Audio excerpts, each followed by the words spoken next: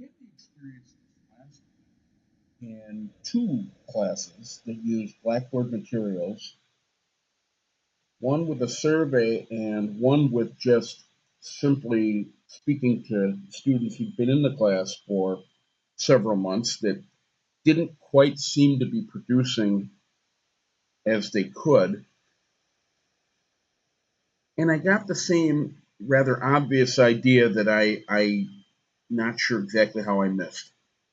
So I'm putting this particular video together with the idea of trying to demonstrate what do I do once I get into Blackboard to submit materials. Now, for example, there's an icon and it's right here in this page of a pencil and a ruler, and that's the icon in Blackboard that shows that there's an assignment, something that we're going to collect. You'll hear me talk about collectibles from time to time. In a Blackboard environment, an online class in particular, students would be doing their work, sending it in, and it gets archived. Again, the class that I found myself chatting with about this yesterday is in the habit of handing stuff in, which I don't really squawk about, and that's fine. But the comment was, I don't know what to do once I find the assignment in Blackboard. So, very quickly, in a couple of steps, click on the icon where you see it in the unit. And we'll talk about this in class, but that icon is there with the assignment. And when you open it up, this is what you see. It says preview, upload assignment, memo on viruses. Memo on viruses happens to be the assignment here. You're previewing the assignment. So it's with 24 points possible. I'll be honest, I don't know where I got 24 points on. I might be editing that. And in here, my tiny print, read and click here and construct the memo to resolve the problem. A memo to resolve the problem. Nearsighted guy with tiny print here. So I have an embedded prompt, and I put that in. Be honest with you right now, I am swapping out a lot of my links and putting them in a shareable format.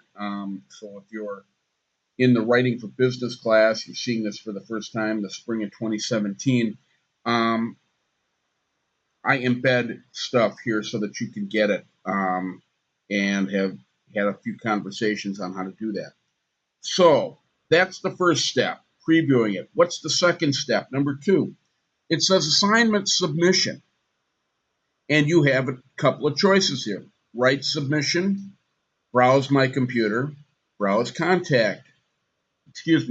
browse content collection. I'm going to tell you to hit write submission. Click on that, and it will take you to this. And I realize this doesn't look like very much.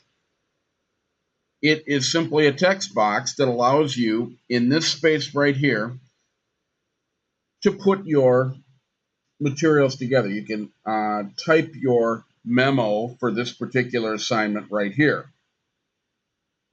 Or some of you who have laptops or something like that are typing it on maybe a different computer or some type of jump drive, flash device of some sort.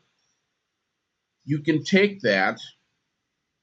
Again, you can access Blackboard from that device, browse your computer, and you can upload it, attach the file like you would any other attachment. So you have your memo, you attach it or you type it here, however you like. What's my third step? If you have some comments, hey, I hope this gets there, I had some trouble figuring this out, or I really like the assignment, whatever it would be, you can type that in here, okay?